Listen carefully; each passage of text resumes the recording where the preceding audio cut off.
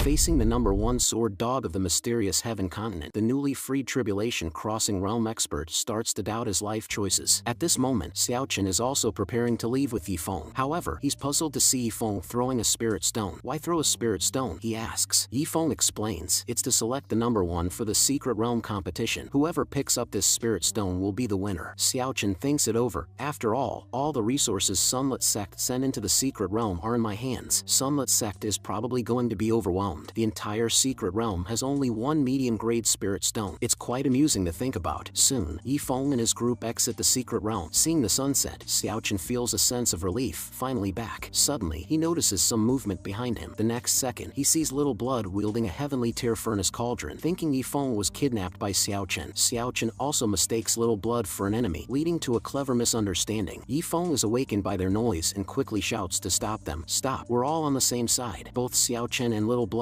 are stunned. What's happening? Then Yifeng introduces them. Little Blood is my battle pet and the sect's guardian great demon, while Xiaochen is the new elder. Little Blood awkwardly smiles. So, you're Elder Xiao. My apologies for the misunderstanding. Xiaochen is surprised by the furnace cauldron in Little Blood's hand, who explains, this is a heavenly tier furnace cauldron, one for each elder in the sect. It's very handy in a fight. Xiaochen is bewildered. Heavenly tier furnace cauldrons are so cheap now, I should have sold mine before getting trapped. Little Blood clarifies, it's not like that. Elder Xiao, you seem to not know much about our master. You'll understand once you're more familiar. Yifeng also reminds Xiaochen, the prices in mysterious Heaven continent haven't collapsed. I'm just an exception. Yifeng then wonders about Xiaochen's resilience, pondering how he'll react upon returning to the sect and seeing the continent's #1 sword dog. Yifeng asks Little Blood, did you come with the senior brothers? Contact them and just go through the motions in the secret realm contest. There's nothing left inside. After it's over, return to the sect as soon as possible. Little Blood acknowledges the plan, and a few hours later, Yifeng and Xiaochen head back to the Star Soul sect first. Seeing the cobweb-covered gate, Xiaochen is at a loss for words. Suddenly, he senses an extraordinary sword Heart Realm's underworld sword intent and wonders in amazement. Does our sect really have such an exceptional sword cultivator? Yifeng smiles slightly. Let's go inside and you'll see. But really, why is that dog releasing sword intent instead of sleeping? Upon entering, they see the sword dog practicing martial arts, leaving Xiaochen questioning, I was only sealed for 200 years. How has the world changed so much? Old Bai then appears. Yifeng, you're finally back. Yifeng asks, Old Bai, did the dog finish the marrow cleansing elixir? Old Bai replies, all gone. And who's this gentleman? Old Bai thinks to himself, who's this ragged beggar? Probably another one clinging to Yifeng's coattails. Realizing he has another competitor, Old Bai feels pressured. Meanwhile, Xiaochen senses the strength of the Star Soul sect members. There are 3 in the Tribulation Crossing realm and 2 in the original Spirit realm. Xiaochen glances at the dilapidated gate. Is this the standard for sects now? Are Tribulation Crossing realm cultivators so common? Feeling somewhat disheartened, Xiaochen's shock escalates when Chu Hongshan returns with the Thousand Souls Bloodlust banner given by Yifeng. That's a demonic immortal weapon. This commotion draws everyone's attention. Luo Qinxue curiously asks Chu Hongshan, how did you get a demonic immortal weapon? Yifeng, admiring his master's beauty, introduces Xiaochen. Master, this is Elder Xiaochen, looking to join Star Soul sect. He's a soul cultivator powerful enough to ascend at any moment. The crowd is amazed. A soul cultivator ready to ascend? Old Bai is dismayed. He's even stronger than the great ancestral elder. I'm outmatched again. Xiaochen is surprised by their reaction. Seems my strength is quite rare. To secure Xiaochen's allegiance, Yifeng spends 83,000 wasteful points to open some jars, revealing 100 golden soul holy spirit trees. He then sends Old Xia to show Xiaochen around the sect and calls Chu Hongshan and Luo Kai for some extravagant plans. Luo Qinxue, watching this, comments dryly, why are you commanding the elder? Yifeng chuckles, it's all the same. After all, we're going to be husband and wife. Luo Qinxue, ignoring him, thinks, play however you want. The Star Soul sect is already beyond salvation. Later, Yifeng goes to the elder's residence area, instructing Luo Kai to demolish a particular courtyard. Luo Kai, puzzled, responds, it's not hard to demolish, but why tear down a perfectly good building? Yifeng explains, it's to build a new one for Elder Xiao. I've prepared the wood, so please get to work. Luo Kai, exasperated, mutters, what kind of fickle behavior is this? We're being overshadowed again. Does Yifeng have a thing for collecting old men? Luo Kai and Chu Hongshan, jealous of Elder Xiao, start working grudgingly. Yifeng, realizing something, asks the system, shouldn't I give them some compensation for their hard work? The system agrees and awards each elder 10 drops of great demon blood with the choice of the demon. Luo Kai, excited for the great demon blood, gets to work. Yifeng then brings out the golden soul holy spirit trees, all aged around 9,000 years. Luo Kai, unfamiliar with these, asks, are these for building Elder Zhao's pure wooden courtyard? Yifeng confirms and reminds them to use all the holy spirit trees trees before he leaves. Luo Kai and Chu Hongshan confidently promise to finish by evening. After Yifeng left, Luo Kai asked Chu Hongshan, how should we handle this? After all, one courtyard can't use so many woods, right? Chu Hongshan felt, this is a test Yifeng has given us. After all, the great demon blood isn't so easy to obtain, right? Meanwhile, old Xia shows Xiaochen around the sect and reveals that Luo Qianxue